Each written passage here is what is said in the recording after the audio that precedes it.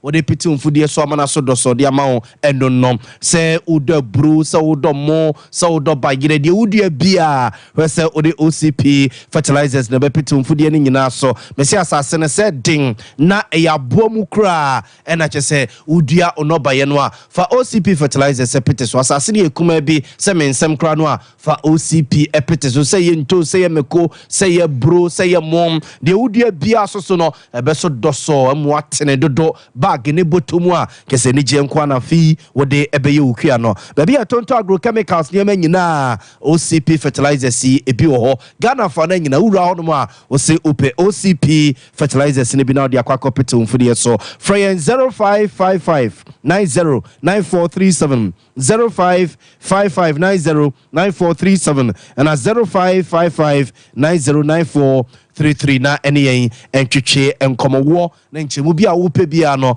yemfa emma ewo ho abuzia wonum na ebo mi chidom aboma donte ama me vemu a bia wo bia na no pai metimi aba na ma ba besomwo me de nsesan na ya abo amale bia boga abuzia fo yenye bre na finsem no yenkomo ankasa emfa emma mo yedemo ehase de efrinfinfi mantemo na eyemanu sam ogwa fetu afahye ne hyase eye efri na no eye efiada na eba ne sewoni nsese ye kache wabra krobia sante kotoko ino pim so se tuto tosumi no na so dan so tipe so da yepa ekoga eye ogwa man hene ho ema adehye wo ogwa nyina ehoma eye afia fashe no eye krabehwe na namsoma krobia sante kotoko hine de futu NHS abasobosronko akọ de ama osabere makwesiata o man hene a owo eye ogwa memu se mfie pinie wode entutue papa ene nhihie papa kutane man no de besi ne no akiri na ogwa ene eye osaberema eye kwesiata na educational foundation a wonoma atie no krobia sante kotoko hine de eye foto etumu emano 500,000 Ghana cedis connected to one no 5 billion de etumu mano se omomfa mpia ngumasua mfa mpia mranted maba wa eja omutidibwa wonum na efie ne bie se beye na daachi bie no oman omo eba bekuta oman no na emra krobia sante kotoko hine etusa na mo we no yenkone hwede ekoso sesebe ba ye no na so ate so man ne nfia de nunu me obesesebe otofo kese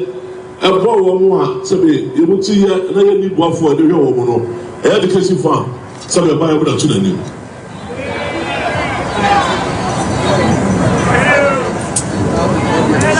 sebe ba ye da tunani me koto ko ne o fi na je o was me babu dada na so ba hedie ode boa sebe osabere bagosiata eno ode atofutu omu ni se ode sika million 5 billion ode sebe ode atofutu omu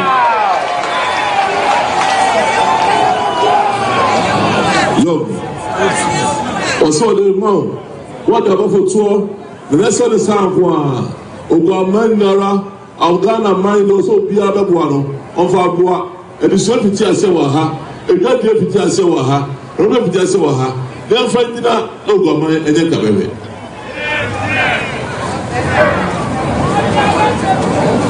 o sabarma se do ko ni so di wono ahobra se upro iso sitie no dwedia e na to zafra no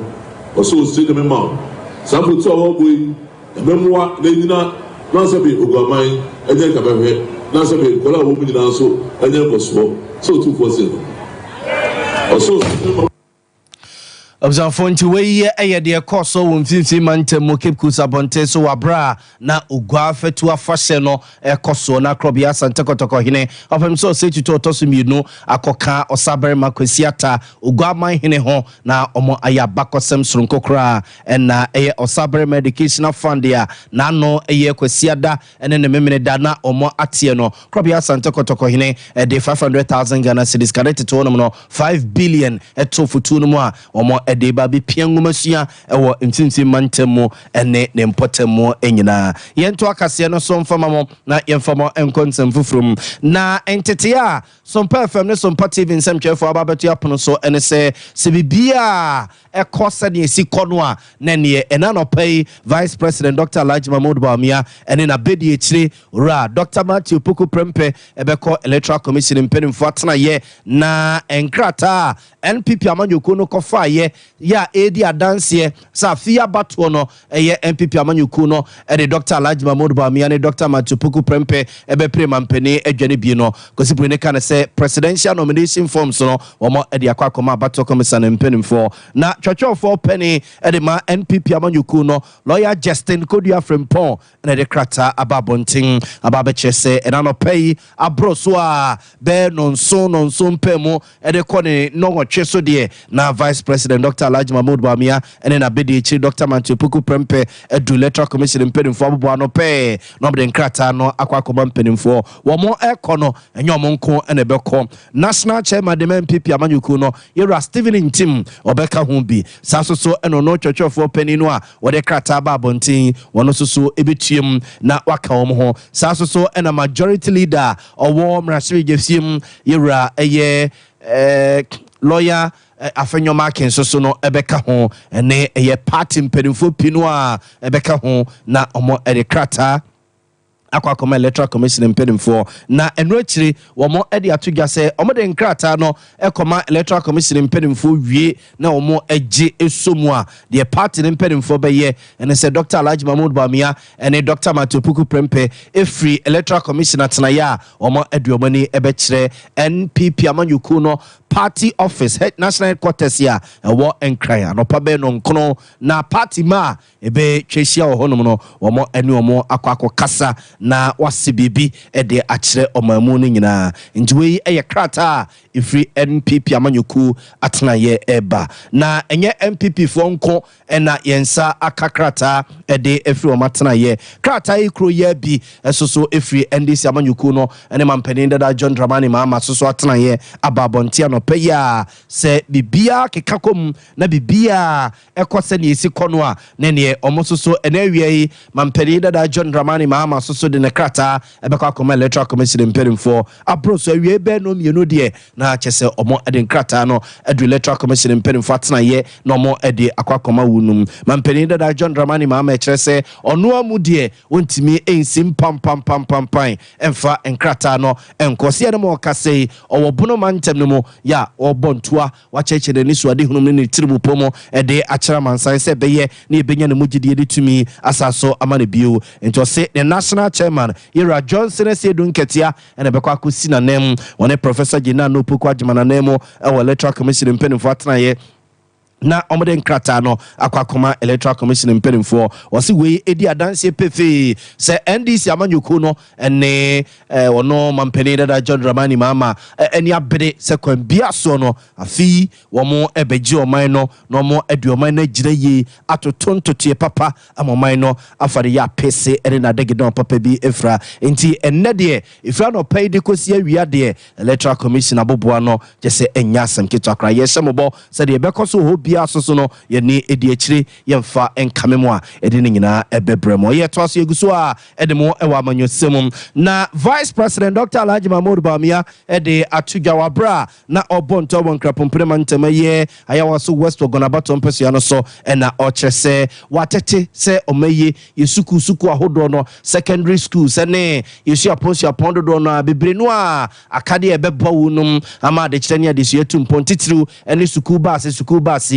watete se dodo no ani bi na osho mobo se omunya ne mugidi na mo emfatumi mane se mampani entutie ne nani su ade hunu a ene niema ode agu akwam no school bia woni school bus bia no omo ensa beka bisua pon bia soso a woni bie no obehwe se obi bia ne nsa ebeka bie. Vice President Dr. Alhaji Mahmoud Bawumia. Our schools need buses,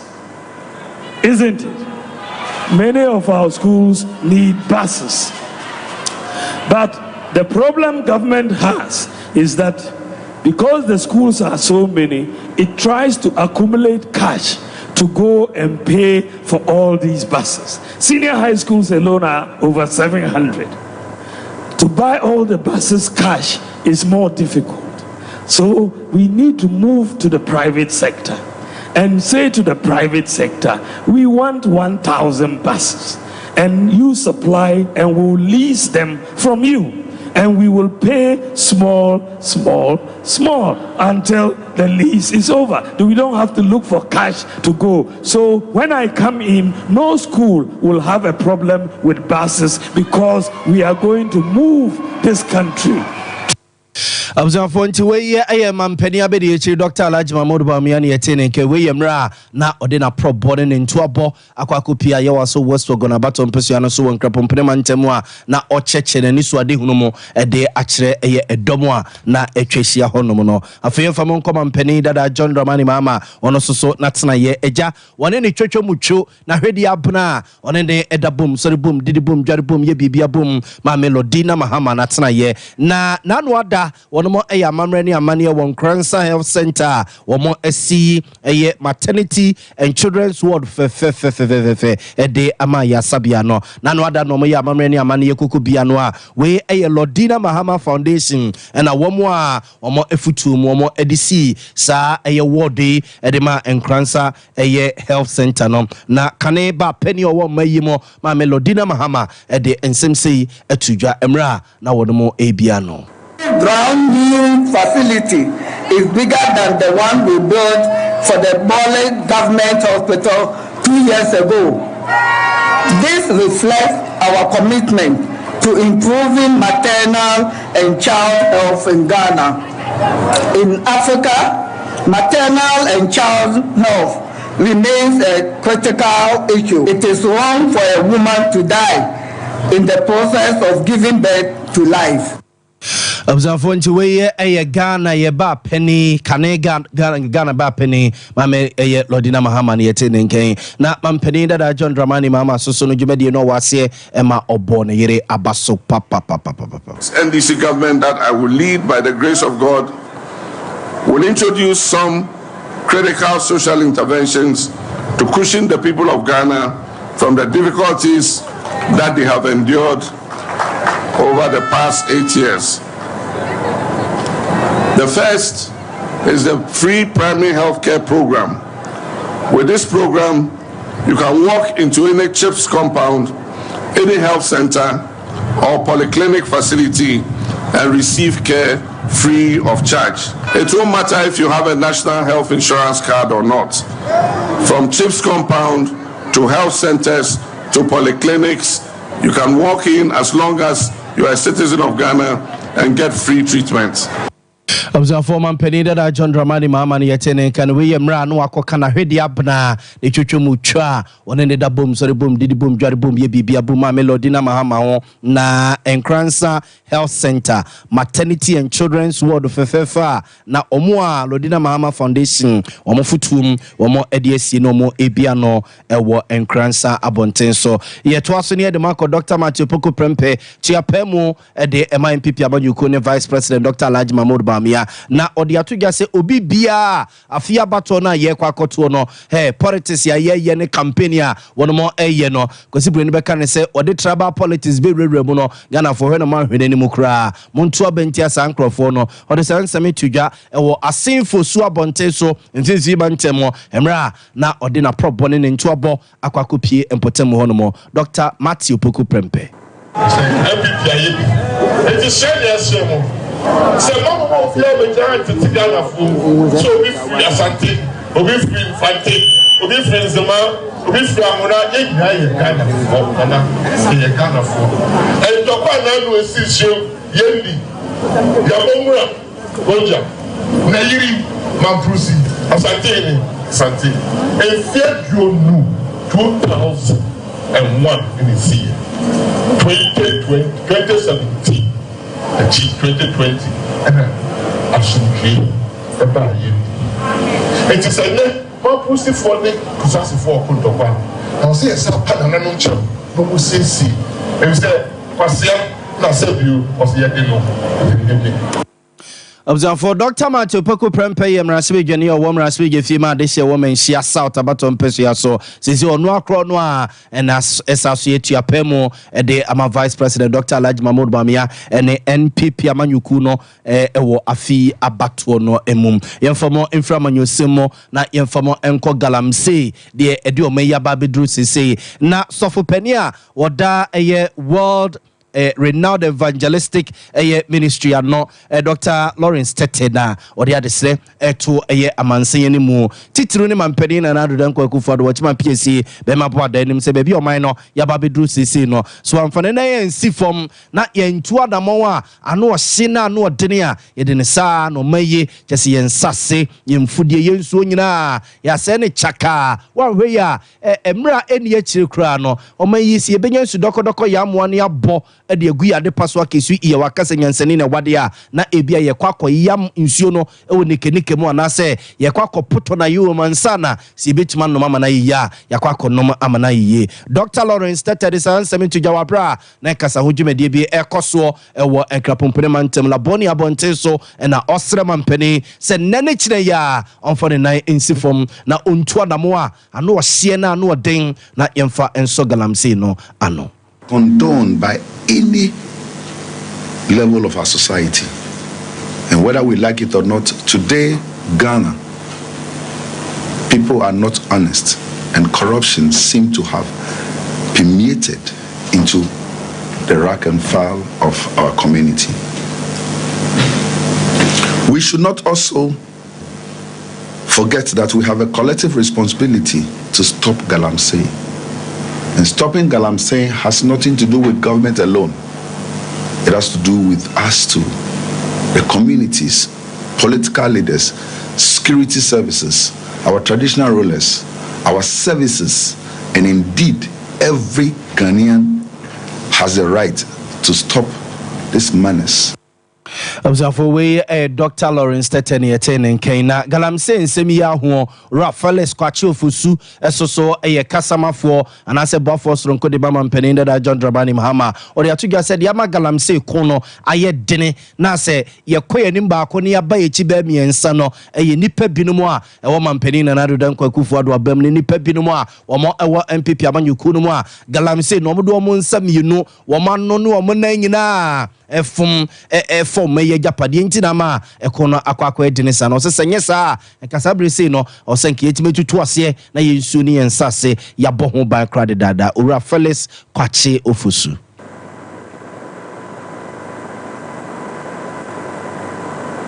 that we have, and the reason why it has escalated to this scale is that there are greedy, corrupt, money-loving people in the ruling government and ruling party that have gotten involved in this activity. And because of their complicity, they are unable to take the actions that would ensure that we effectively win the battle against illegal mining. We have heard the involvement of general secretaries, women organizers, regional chairmen, city mayors, MCs, DCs, parliamentary candidates, presidential staffers, all belonging to this ruling party involved in this activity. How does a government, on the back of a new regulation that is enacted, give concessions to people who form companies overnight, simply because they belong to their political party, to go into forest reserves that, as you yourself say, have global environmental significance? For Felix Kwachi ofusu ye bofo soronko de mama mpeni da John Dramani Mahama na Galamse nsensemi woche se nipa binumu a ewo MPP abam ni MPP amanyuku no mu na eche se omo ka ho bi na ama ekono ayedene ede amoma yi sa no afi yemfamo enko America aban no na tena ye na oba pani a osi America aban no ne oman na nemu e Ghana mama se ye ma me Virginia Palmer na ne na ban no ene oman no ede eniema bi ne mfidie bi ebeboa ama oh my God, ya sojafo o madwuma ye CPC tana boa so ama o mapom dine won sensem tumpone e de ababe domo maye na mra mo ya mamre ne amane de semfidie we ene eye kese ejapade we adomo maye ma me Virginia Palmer nsemo a wo de atudwa ene. This example of what a strong U.S.-Ghana security partnership can deliver. And we'll see more of that over the coming weeks, Honorable Minister. This year, we will exceed $28 million, or over 438 million cedis, in security support to Ghana. We're focused on supporting Ghana as a leader in West Africa, working together on regional security, investing in people through our long-term development relationship, protecting democratic institutions, and advancing mutual prosperity. Observe nti we oba penny a wo si America ban no ne America mine na mu Ghana mema se ma me Virginia Palmer ne yete ne nka no na no si ya na emrase adwani anase soafo a ohwe maye bambo ho nsensem ora Dominic Bingham ne ti wo MP de ma de hye wo bimbela baton pesu so wono so Virginia mai ade aseda soronko ama America ban no. Absolutely no doubt in my mind that the Ghana Armed Forces will put the facility to beneficial use, not only to our fellow countrymen, but also to all personnel in uniform. And therefore, I acknowledge representatives, the regional police commander is here, the regional firefighter is here, the regional prisons officer is here, immigration officer is here. Let these facilities serve all this personnel.